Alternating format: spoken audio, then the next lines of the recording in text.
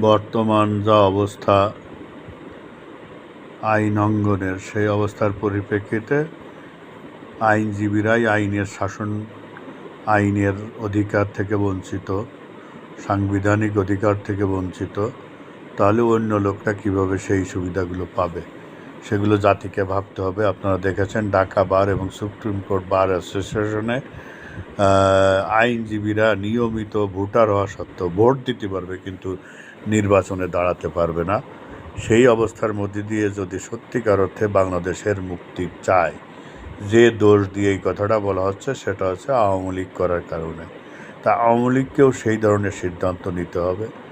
যারা আজকে সোশ্যাল মিডিয়ায় কথা বলছে, বুদ্ধিজীবী এবং যারা বোদ্ধা, তারা, আমি ব্যক্তিগতভাবে আমিও বিশ্বাস করি যে বাংলাদেশের আওয়ামী লীগের যে যেখানে আছে, যাদের বিরুদ্ধে মামলা আছে, প্রত্যেকেরই একটি সুনির্দিষ্ট দিনে আদালতে হাজিরা দেওয়া উচিত। সেটা সুপ্রিম কোর্টে হোক, হাইকোর্ট ডিভিশনে অ্যান্টিসিপেটরির জন্য আসুক, আর লোয়ার কোর্টে যেন একযোগে একজন লোকও এই আদালতের বাইরে থাকবে না।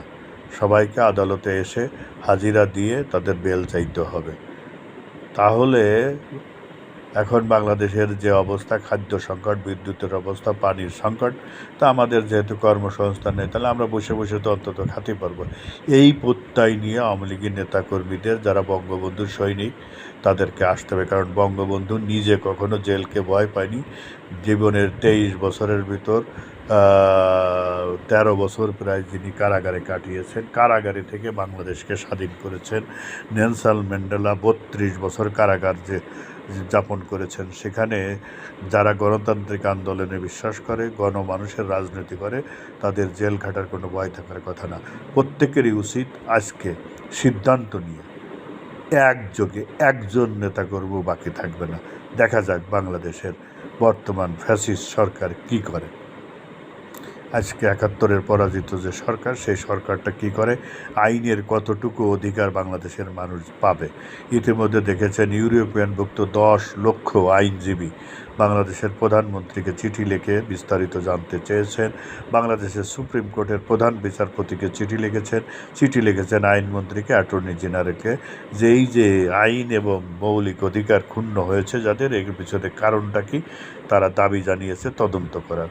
তদ্রূপ যদি বাংলাদেশের সমস্ত লোক আজকে জেলে ছিল, মানে জেলে তো এমনিই আছে, জীবনের নিশ্চয়তা নেই, কারাগারে সবাই রয়েছে, আজকে পুড়িয়ে মারা হচ্ছে, জবাই করে মারা হচ্ছে, নামাজরত অবস্থায় মারা হচ্ছে, তারপরেও কি মারা শেষ হবে না? হোক না, দেখা যাক কী হয়।